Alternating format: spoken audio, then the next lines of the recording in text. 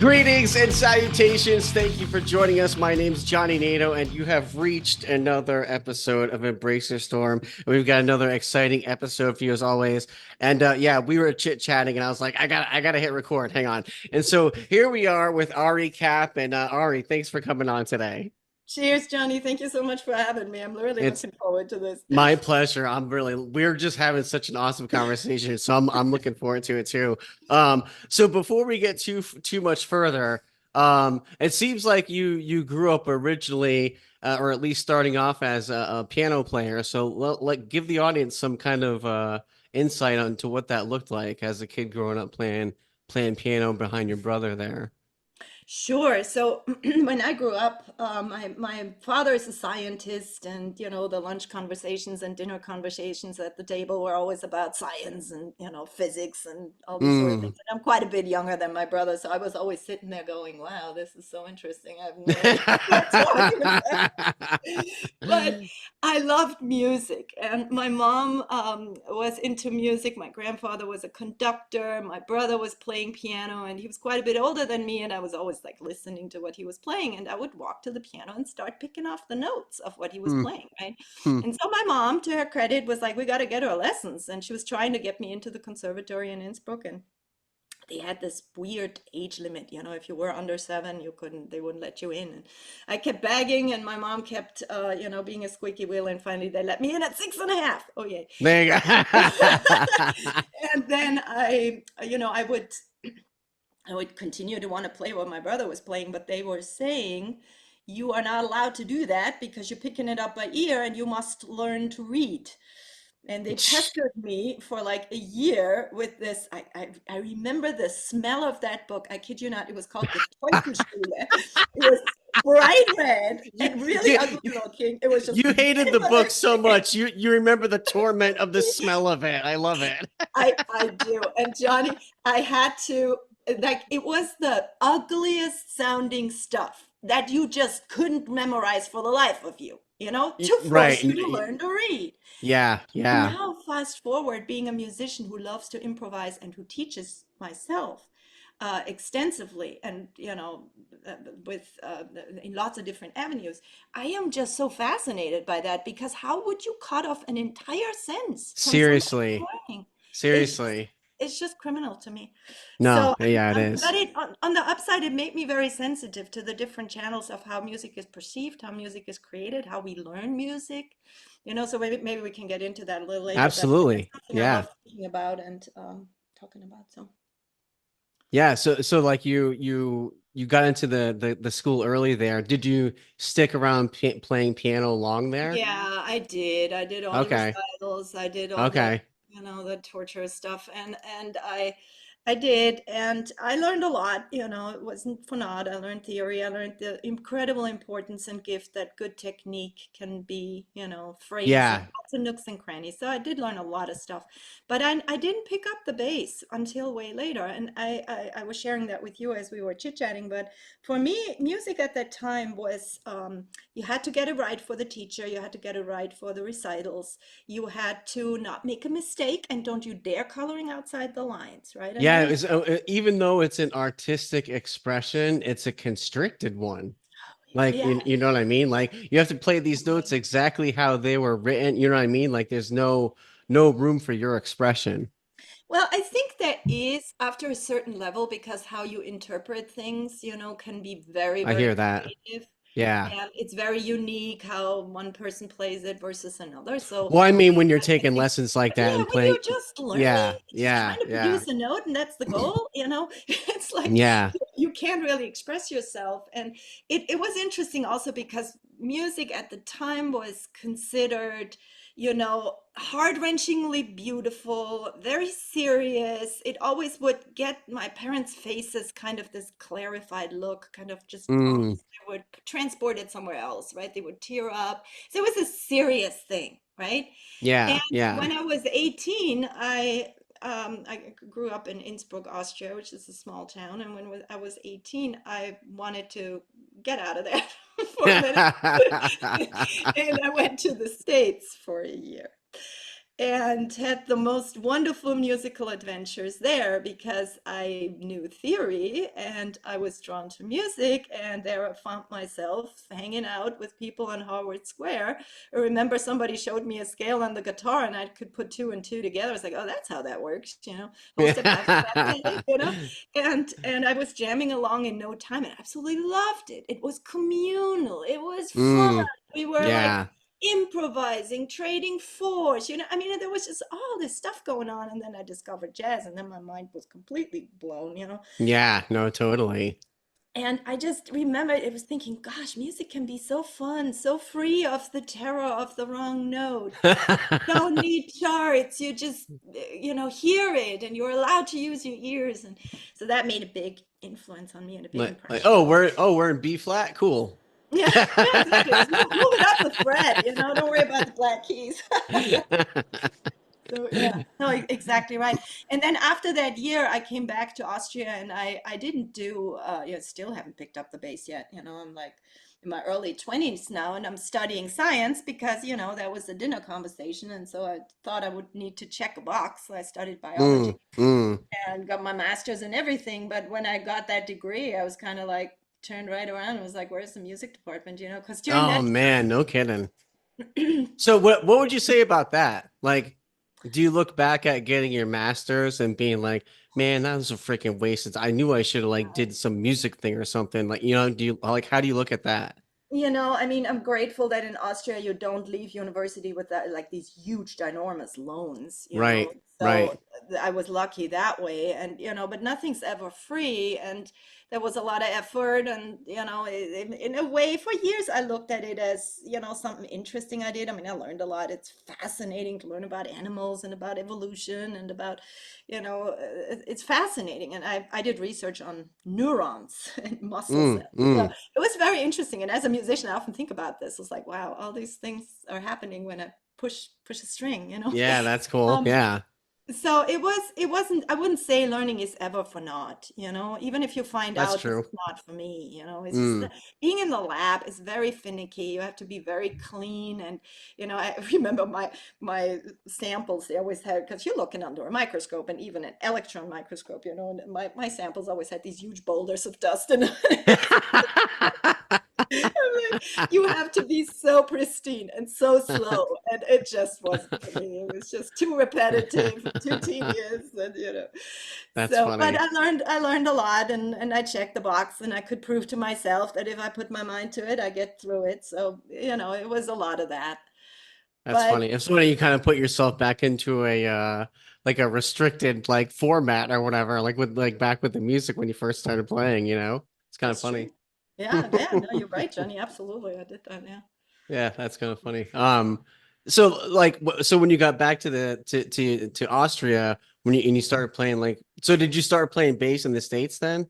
No, I didn't. I was just Oh, tinkering okay. around with friends on Harvard Square and just, Oh, I see. discovering Okay. different, because I'd grown up only on classical music. There was Right, right. no idea, a little bit of pop, but it was always frowned upon. Music with drums is not really the real, Yeah, yeah, no, unfortunately yeah. misguided, It was frowned upon, or not Yeah, frowned, but it wasn't taken as serious or whatever. that's right. Yeah, that's Yeah, yeah.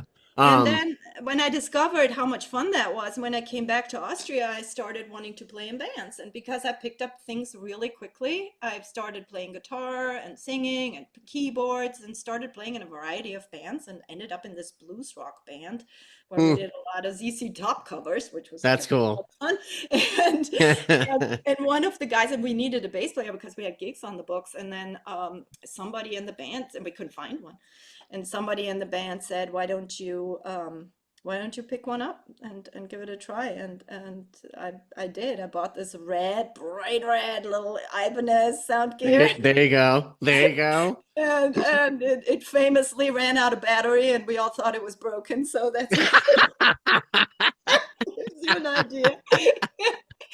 And oh yeah, you got to What the unplug hell? that My thing to bass takes a connect it. battery? Yeah, Oh, okay. exactly. So got through all of that, but started playing. And then when I just really, really fell in love with it. I fell in love with the freedom of improvisation. I fell in love with also the logic of it, with all the background I had. Mm, changing mm. keys or figuring out a scale or triad or a chord or how it all relates or what diatonic means and all of that was a breeze. And I could easily translate it on the fretboard. And I will say this too. I during that time I met my current and back then husband, and he was because I always, I started playing and it was fun and all that, but I want to do things right. If I do something, I want to do it well. And so I was looking for a teacher, and everybody said, you got to go to this guy called Wolf. He's playing in a bunch of bands, and started checking him out. I'm like, oh my God, this guy's good. And, so I'm like, can I take some lessons. And we now joke about it because I took lessons with him, and he was extremely complimentary and just very, very encouraging and just really, helpful. And I'm like, I'm beginning to like this guy. So I was, however, with the singer of the band at that time, and I was That's like, I funny. can't do this. So I stopped taking lessons with him, and picked another teacher who was not half as good as Wolf. And then after like a year or something, my boyfriend at the time dumped me, and I cried for half a year, and then I thought, well, what if I would take another bass lesson? That's funny. That's So so the rest is funny. famously history. No, but Wolf is an incredible musician, and he's also a composer these days, more than a bass player, actually, although he's a fabulous bass player.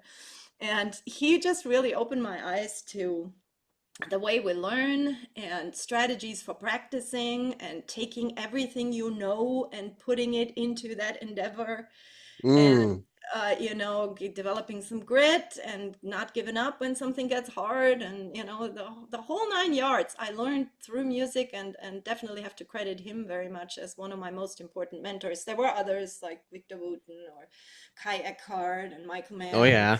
Steve Lawson, just to name a few cats. Jaco Pastori. Jacko for sure. And one guy I'm absolutely adoring is Charles Berthoud.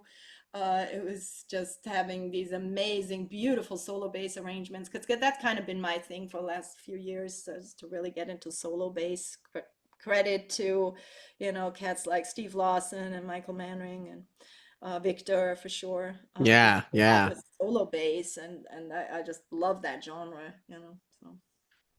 What was the I was gonna ask you, oh, kind of about talking about like creativity and having an outlet, and use and for me music was that for me. And like Yeah. I guess I'll start. I don't know if it's necessarily gonna be a question, but I'll start by making the statement like, for me, music and it being my outlet when I was going through a bunch of hard times in my life, I could channel how I was feeling through my instrument, and I didn't need any kind of actual words. I could just extend myself into that other thing and express myself where I didn't need to use words, because I probably couldn't even use the right words of how I felt. You know what I mean?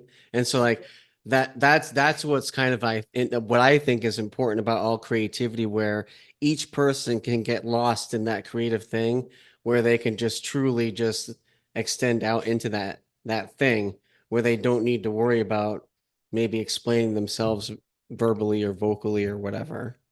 Yeah. So I has music been something like that for you then? Oh, for sure. Absolutely. Yeah, I mean, yeah. for me, I mean, what I just want to say how much I can relate to what you're saying. It's just sometimes you just need a place where the mind stops going, or the heart Mm, stops hurting, or whatever it is that is happening, or the body even, like and it's just it helps get into some sort of flow state that's just really mm, healing and helpful, and can really help make one cope on a very, very deep level, I think. And I definitely can relate to that. And for me, my struggles have often been around finding who I am, where I belong. I'm in a way very untypical person, with my science parents, and my parents were kind of older than other kids' parents, and so I always felt like an outsider, and mm, and what music definitely did for me was you know, as you say, you don't need words. When you play together with somebody, when you are in sync, when you're in harmony, when it's just grooving and you can forget everything else. Mm-hmm. Mm-hmm. It's just like, do I Mm-hmm. feel like now I'm like really alive and I'm allowed to be and I don't have to explain anything or, you know. And also, yeah, a quote came to mind while you were talking. It's not about music, it's about dance. And I wish I would remember who said it, but somebody was asking a dancer about her dancing and what words she would put towards the dancing. And then the dancer replied, if I could have said it, I wouldn't have had to dance it. Yeah, exactly. No, It's yeah. not the Yeah. exact quote, and I wish I knew the No, exact but meaning. yeah, that's precisely what I was getting at though, is like when you get lost in that creative outlet, because I'm sure people say, or everyone or at least has said at one point in their life, like, oh, I'm just so mad or so angry Mm, or even I'm so happy or whatever, mm, but you mm, still don't have the words. Like mm, we're limited to our vocabulary or whatever, but when we venture out into that creative thing, we're not inhibited by that anymore. mm. And Yeah, I yeah. think our thoughts and feelings and whatever can come through even more so because we're not held back in a way. Oh, 100%. I agree. I agree very much. And it's like we're just also thinking about like sounds, you know, if you just like put on a distortion pedal. Exactly. Do I need to say more? Yeah, no, I mean that's why I was in heavy metal bands my whole life. Exactly. You know what I mean? It's like I'm so freaking pissed off. You totally get where I'm coming from when you hear me play my guitar. Yeah, Like yeah. No, exactly, exactly. It just has literally an edge or a power to it that is very hard to express in any other ways. And as is, you know, like a nice, very gentle pizzicato line or Yeah, like, you yeah, know, it's just it just sounds. And also the physical aspect of making music. I think is such an interesting because if you ask me what was it like for me personally, so finding my identity through the improv, that's one thing, but also mm, just the whole physicality of the bass, you know, because you're standing and you're grooving, and when it's really happening and you're playing with a great drummer, you know, you're yeah, just no, forgetting totally, about everything totally, else, and it's so grounding and it's so like I don't know, there's a vibration to it and a heaviness to it that just feels absolutely. so good. Oh yeah, yeah. And or the strumming movement, or just the fact that you can play a fast lick, or it just feels great to be able to do that. So Or when that's you're just like locked in with other people, like I was saying, and you're just like all in this, whoever's in the band, you're just jamming along, and like there's just this experience that's going on this one time that's never going to happen again, but you're all a part of it, and like I don't know, it's cool. Yeah, I totally pick up what you're putting down. I get that's exact one of the reasons why I love being a musician too, is like just be sitting down with someone and creating something out of thin air yes, and being a part of it, like exactly. that's fun and exciting. Yes, yeah, 100%. And And if you do it it's with fun when people, other people like what you do. yeah, for sure. Bring them in, you know, join the journey, people. Yeah, I was just also thinking, even if you speak different languages, you know, it's like No, exactly. Like you still like have A through G on the instrument, regardless of your language. yeah, exactly. Well, you Yeah. know, I don't know. There's some of these scales in Middle Eastern music. They have extra notes. I think they. Yeah, yeah. Actually, we talked about that with a guest a few episodes ago. Oh, We cool. actually did talk about that, and Yeah, yeah, it was really interesting. yeah. It was Very interesting to fascinating. talk about that. But the Yeah, emotion is still the same, right? We know how to express angry with this scale, and we know how to yeah. express No, angry exactly. with this Yeah.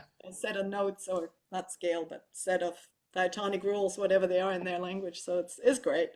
Well, it's cool. Just, like I had this discussion before, but we've been given A through G, 12, 13 notes, however you want to count it. But it comes down to how each person and their, spirit, their chi, whatever you want to call it, Yeah, that thing interprets those notes. That's what makes it, we have all this unlimited music with just like, again, 12 or 13 notes. Like yeah. it's crazy to imagine that, And just everything flows from that. It's unbelievable. It's yeah, yeah. yeah, but it's cool to just know that, I don't know, people are going to be interpreting stuff differently, and I don't know, it's interesting.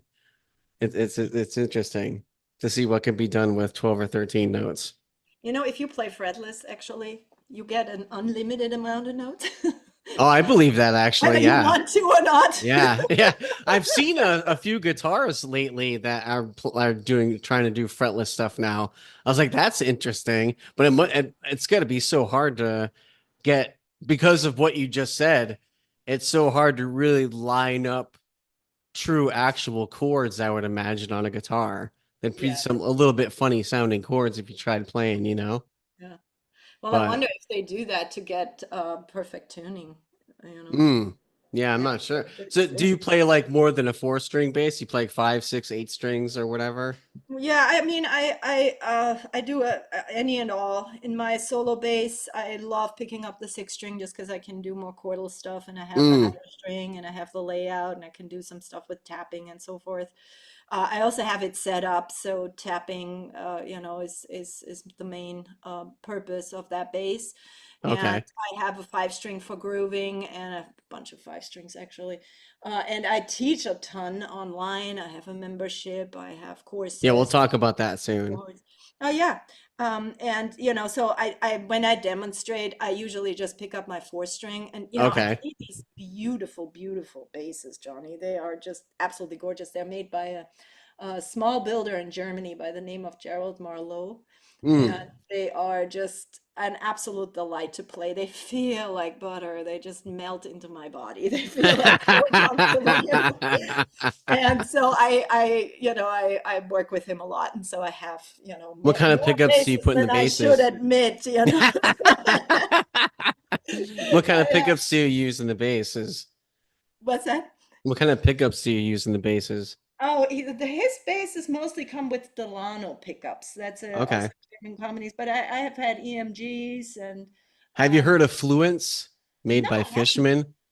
Oh, Fishman's a great company though. Yeah, I have a lot. You need to check out these bass pickups because these pickups are made like no other pickups right now. And I have no clue why nobody else is like licensing how Fishman is doing this or whatever. But Interesting. what what these Fluence pickups do Hmm. is they're basically tiny mini little like motherboard like PCB boards in each pickup.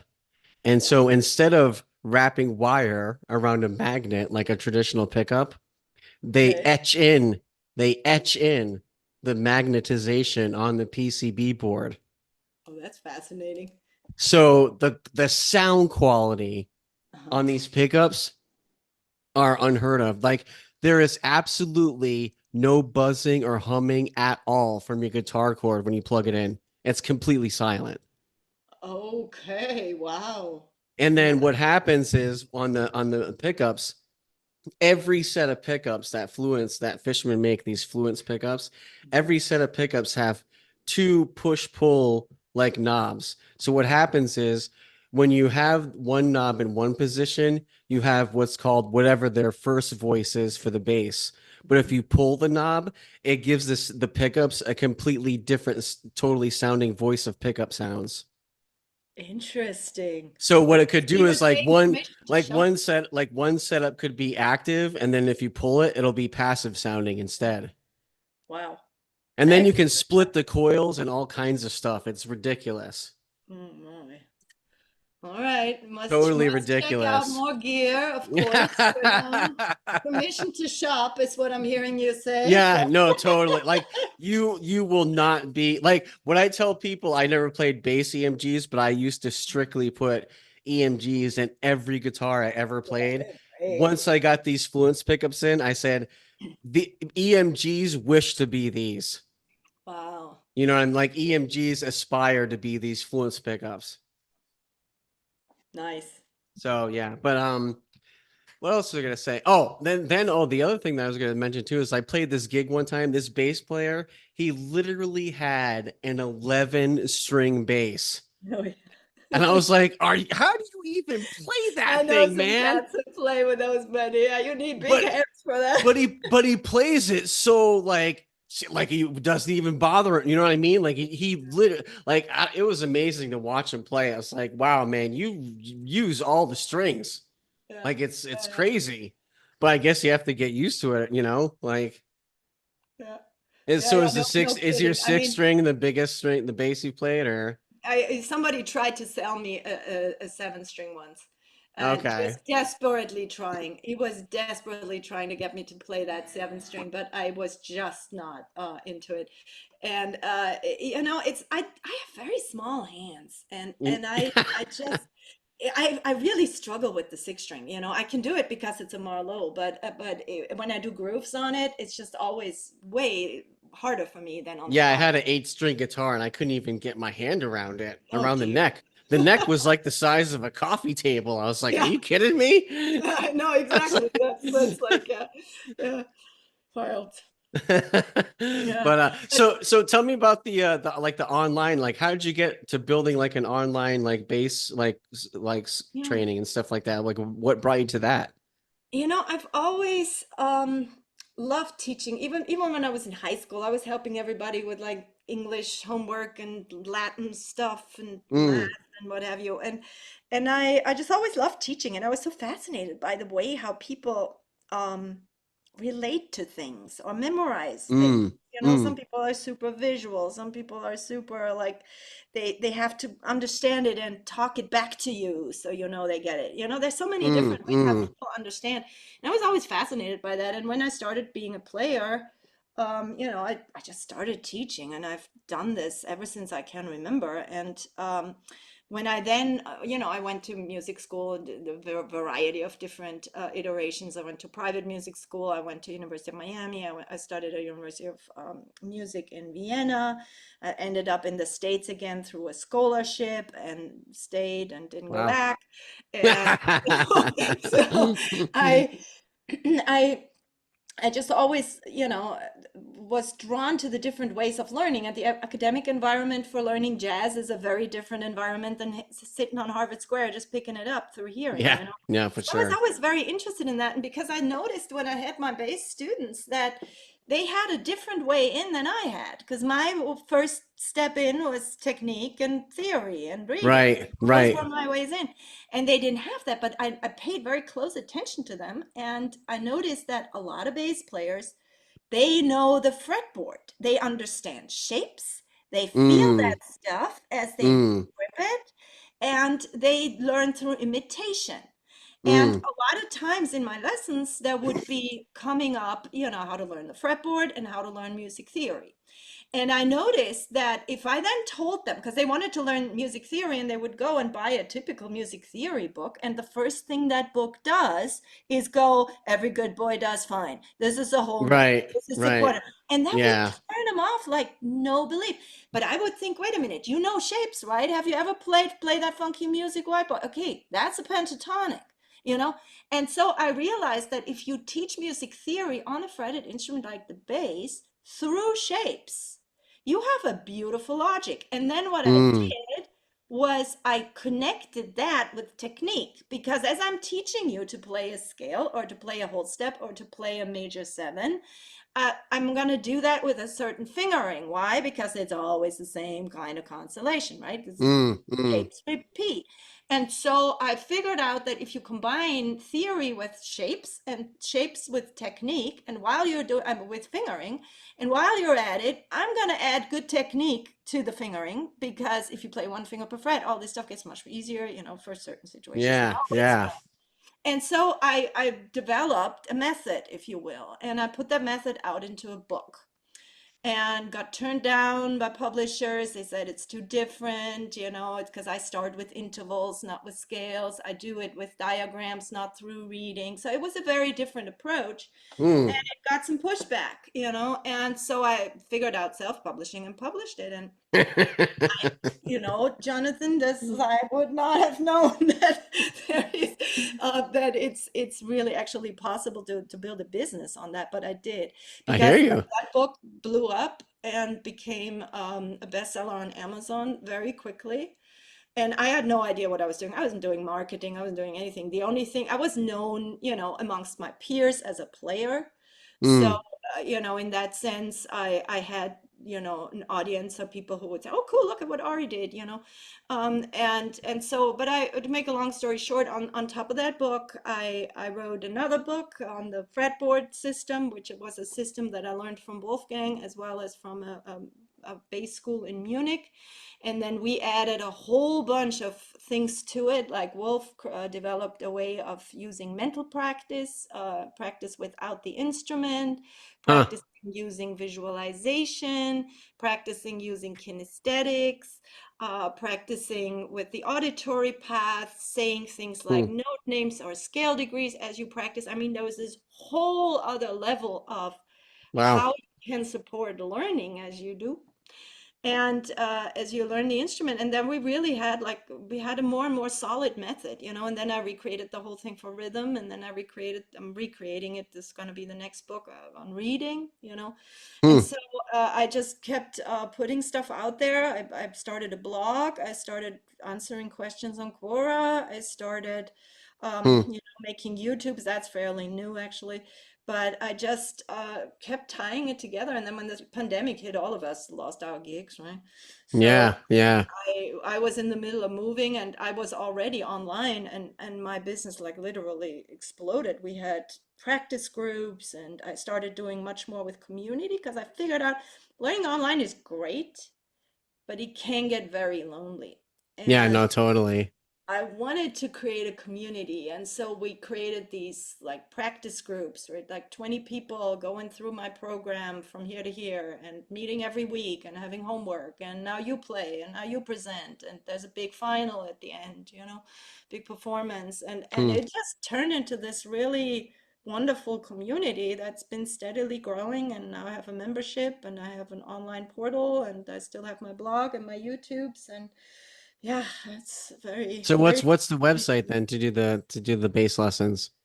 It's arispacblog.com. There you So go. it So started as a blog, and it still is a blog, but now so much more. one thing that I'd like to add into hearing this is I usually don't get too far into this kind of like the 2.0 version of what I believe, but like yeah, everyone has a creative inkling, and you found yours. Let's just say it's bass, just to make this Mm, argument easier, So you found bass as your creative inkling. So mm, my next thing is like when people find the thing that is their creative outlet, it's like they're passionate about it. The next thing that they're going to be able to do is find a way to earn money doing that outlet, mm. doing that passionate thing. And you're almost like the perfect example because you said something that was hilarious and funny, which almost like proves my point. You were like, well, the book publisher said no, it was too whatever, so I published it myself. And when you published it, it like took off and went nuts, right? Because like you just did what you just thought you should do. Just like, oh, I'm just gonna publish a book, whatever. I'm gonna, and but like the way you did it, even though what they thought was like not the way you should present this stuff, you were like, no, this makes more sense to me. And then you guess what? You put it out there and it made a lot more sense to a lot of other people too.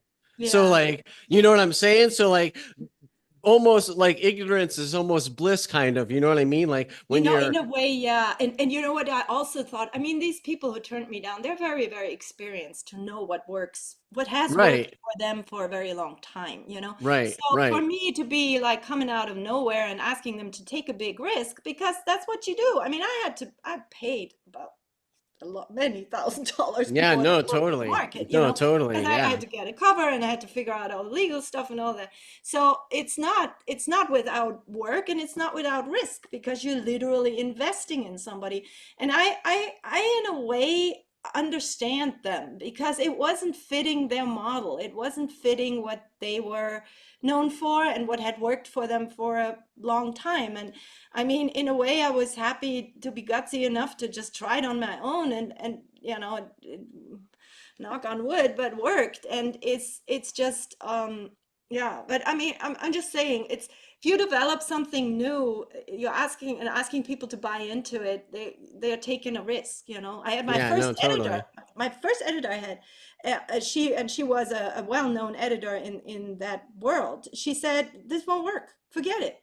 Is that Mm, this won't work because it's too different. What's with all yeah, these pictures? What's with all these diagrams? What's with all this text? You're supposed to have lines on, you know, yeah, balls yeah, on yeah. lines. And I remember I was really down. I almost gave up. And then I was like, yeah, I'm gonna try it. And then, so I pushed through. But it's just interesting. And I'm so grateful also to my students because they are the ones that really taught me that. I just paid attention. I just could see I hear you. their eyes lit up if I went play that shape. Okay, here's your Yeah. backing track. And my husband's a wonderful composer, so I get these amazing backing tracks all the time. And I'm like, here's a backing track. Now use that shape, put the root on the downbeat, and for the rest of the bar, use eighth notes, which by the way sound like this. Okay, you got it. And now improvise using that shape. And all of a sudden, they're improvising, they're Mm, playing, they're mm. learning a shape, they're working their technique. I mean, and they're like, what? This is practicing, this is fun. So it was really a fun realization and journey that way. That's awesome. That's really cool. Is there so like with all the lessons and all that stuff, do you have any like CDs or albums, anything like you've recorded that you have out there for people to listen to or Yeah, I mean, I do a lot of studio work. I did some film stuff recently that was really fun, and I that's do cool. whenever somebody asks me to be part of a YouTube project or whatnot, then I love doing these kind of things and just studio stuff. But I have a duo, and we are recording our second album right now. It's been on hold because of the pandemic and me moving away from California to Nashville, and lots of lots of things happened, pandemic and so forth. But we're now picking up recording that and finishing that recording. It's a project that's called Un, Okay. because it's with a bassoonist by the name of Paul Hansen. If you're into the flecktones, then you have seen him at Life at the Quick, and you have definitely heard him on many, many albums. He's also a sax player and a really fantastic musician. And him and I, we met and just loved putting the bass and the bassoon together. And it's when you take the word bassoon minus the word bass, Yeah, that's right. spoon. So Oh, that's funny. Okay, that's where you that's get how that we're like, from. we cancel each other. And it's a heck of a lot of fun because he has a range that, and it ticks me off. I can't get over this. He has two more notes on the low end than me. And that's just not right. And he also has this huge range up on top, right? And the bassoon is just an incredible versatile instrument, especially the way he plays it, because he has a huge pedal board in front of him and he will just make the most incredible sounds and Oh, sound like that's cool. He a puts a bunch of like trombone. effects and stuff like that on Oh it. yeah. Oh That's yeah, man. cool. That's And cool. he's just a monster player. And I just love giving him some to play over and just interacting with him and doing a groove Hmm. and tapping and being a tapestry under it, and then me taking a solo and he figures out a way to use his pedals to come up with a harmony over it, where he blows one note but you hear five. I mean, it's unbelievably fun. Yeah. And it's just two people, so logistically it's easy, which is wonderful. and and we recorded one album, and then there was a long pause, but we're now actually in the midst of finishing the second album, and we're hoping to rekindle that project and Okay. um and get it out there again because it was just so much fun. That's cool. That's really cool. Um, yeah, I mean, I love I mean, have you always been like, I mean, obviously the bass is like your full-time gig thing now. Like how long has it been that way for you? For a very long time. I mean, That's I cool. I had some odd jobs here and there, just to make a living in times when I moved, like from Miami to California and things like that. But I've always done music and I've always taught. And, if you talk about passion, I mean, I'm very passionate about music, but I'm equally passionate about learning and teaching. So Mm. if you'd ask me if you could do only one for the rest of your life, I'd have a really hard time because I absolutely love teaching. It's just so interesting to me how you can help somebody find that way in. you know, I hear through you. I the hear shapes, you. through the sounds, through the theory behind it. Some people are like totally geeking out on like how the notes relate, and other people hate that stuff, but they just want to hear it. And so you play it to them. I mean, there's just so many ways to this thing. And I just, Seriously. yeah, and I just love the fact that you can nurture and purposefully nurture all of these channels, you know. And I love doing that, and this just never ever gets boring. Neither does playing, you know, where it's like where you try to figure out what does the producer want from me now? What are they asking? What is their vision? You know, what's the best way to support that song? You know, so it's just a never ending. It has a never ending depth to it, and you know, also just that fact that when you try to be good at something, it asks a lot from you, right? I mean, I see that Yeah, in my definitely. students every day, and I see it in me every day. Every time it gets hard, that's when I want to try a different method or try a different Yeah, form. exactly. Yeah, Maybe this isn't working. right, that fingering is just bogus, you know.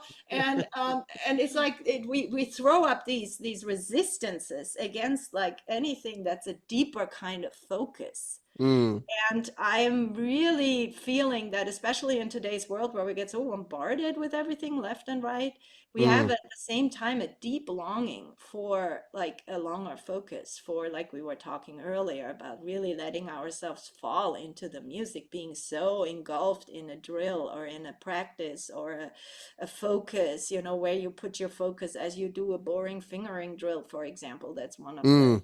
many drills that we do. And I just find that so interesting how that eventually makes me in a way a better person. And I'm not, you know, to say that, but it just what I'm trying to say is it helps me uh set my life into into a positive direction, one of Yeah, you like can, I it want to gives you get it's better. something to get make you set goals and try to aspire Yeah, to reach them. You know what I mean? exactly. Yeah, Yeah. Yeah. exactly right. And push through that boulder. When it gets hard, I'm gonna go extra. I'm gonna do 5 more minutes. Damn it, you know, and to Yeah. just keep pushing through because it helps me just live better. Well, and I think you were saying this too earlier, like the this what you're even touching on right now helps you give a sense of identity to yourself. Yeah, Like, you know what? Hey, I'm pushing through this. I'm doing this regardless of like what this person outside of my circle says about me. That's not yeah. going to affect me. Look at what I'm Or, doing right or here, what you I know? say, no, absolutely, or what I say about myself, right? That too. Like, Totally. you know, so it's Totally. like, no, I'm not that person that gives up. I'm actually the person who goes 5 minutes longer when it gets hard, or, you Mm-hmm. know, if the fingers hurt, or I can't figure it out, but I really, really, really want to at that tempo, you know, or whatever it is. And it gives you, it helps you shape a narrative around yourself where the proof of getting better does something positive for you, you know? Absolutely. Absolutely. No, totally. So Ari, would you have any kind of like advice for maybe not necessarily bass players, but it can be, but like for just someone that maybe hasn't quite found their outlet or maybe that is afraid to, I think a lot of people's problems is maybe they're afraid to start something because no one wants to suck at anything. You know Yeah, what I mean? absolutely. Yeah, no, I So totally get it. And if you tell yourself you want to, that's easier than actually doing it. exactly. But I mean, gosh, one thing I've observed about myself is if I push through and I get a result, even if that result is I've practiced this for an hour and it maybe got a little better, or it maybe didn't move at all, but I did what I said I would do. Mm, I just feel better about myself for having done it, right? And I mean, there mm. can still be the frustration of, but I still don't have it as fast as, you know, Charles Berthoud or something, you know. And but it's like I tried, and I'm the kind of person who wants to, and you know, and it's often, especially with art, there is so much emphasis laid on the outcome. You know, can Mm, you mm-hmm. sell this? Are people gonna want to Exactly. hear this? Or, but at the end of the day, and it's especially with AI on the scene, you know, I often think about that. It's where AI can crank out, you know, lots of actually really cool music and like a push of a button. What about the artist? Well, but if it comes from a person, whether it's good or bad, it's just a momentary expression of who you are at that moment, without, as you say, it's like, am I gonna suck? What are others gonna think? But you still Yeah. put it out there, and it's just this giving myself this reprieve of dipping into this state of flow, and maybe taking somebody else with me or not being the secondary thing, but it's the path that's Mm. so interesting. Mm-hmm. No, So totally. So Totally. I think a little all of that, to not be so focused on the outcome, but to be more focused on the journey and what it does to you in the moment, and letting go Exactly. of comparing ourselves to others or whatnot, but just seeing if we can log some kind of progress. And if all I did was like, man, the last time when I played that song, I was just tripping. I was in a different world, and I felt in a way in a flow, or disconnected or connected, really connected to myself, disconnected from all the flurries and all the things I think I should worry about, but connected to what I feel is important, like to some sort of source, something bigger to me. I mean, you can get spiritual with this if you want Oh to, yeah, no, absolutely. but Yeah. it's just that path, that journey just seems so healing. And if somebody is looking to find their creative outlet, I would if I had advice, I'd say let those states, if anything gets you in that state, then follow that and trust it. Mm. Don't worry about Mm. the outcome. That's actually pretty good. That's a good litmus test right there. Mm, If mm, like that's the thing that should be your outlet or whatever. Because yeah. I think a lot of people could be like, "Oh yeah, I want to do this because it'll make me a lot of money," or "Oh, I want to do this 'cause," you know what I mean? Instead of like, Hmm. because really you should be doing your outlet because it brings you those very things you were just talking about. If Exactly. there's a very good chance that money or fame or whatever could follow only if you're doing that actual thing you should be doing, Yeah. you And know? I tell you, it's very hard to make a living off playing music, but there No, are I so hear you. many skills that you learn as you do it that can open up so many discoveries about who you are, what you can do, how you can do it, how you can help Mm. somebody, how you can bring somebody in, you know. It, it's it's like, and see, that's the other thing. When I went to university, I had these stretches where I went through, like, I have to practice 8 hours every single day. Logging them in a book, and if I don't check that box, then I'm a bad person. And it turns into this weird kind of torture over which we can just really forget that it's this state, this flow state, this just being really like letting go of the machine up there, that in my Mm, case it mm. constantly goes da, da, da, da, Yeah, yeah, yeah. da. And that, how healing that is. It's easy to forget that, you know what I mean? And it's great to have goals. I love goals. Like, somebody has the goal to make a living and to hit the big things. They just need to be aware that besides needing to be a really good player, they also need to be a business person and need to know how to sell Right, themselves and exactly. need to know how to go out there. And it's like a lot of hitting the pavement and taking a lot of all sorts of negativity and what have you. But I don't want to discourage anybody from thinking of it that way. But what I'd really want to encourage everybody to chase is those moments, where the music just carries you away. And they can be elusive, I find. It's like they don't show up when I order them sometimes. Yeah, exactly. Exactly. That's why when you were saying earlier, when you were like angry and you put on the distortion pedal, it's like, sometimes your life takes you there, whether you want it or not. Yeah, no, So totally. there's a Absolutely. certain wisdom to that. So, Absolutely. Well, Ari, this has been wonderful. Do you have any final like words for the audience? You want to aim them back to the website? Any shout outs for any other social media sites or anything like that that you use? oh, sure thing. I will mention arispaceblock.com. I'm also on Instagram and Facebook and YouTube. Learn bass with Ari. I believe my handle is there, and my Instagram channel is at Ari's Bass Blog.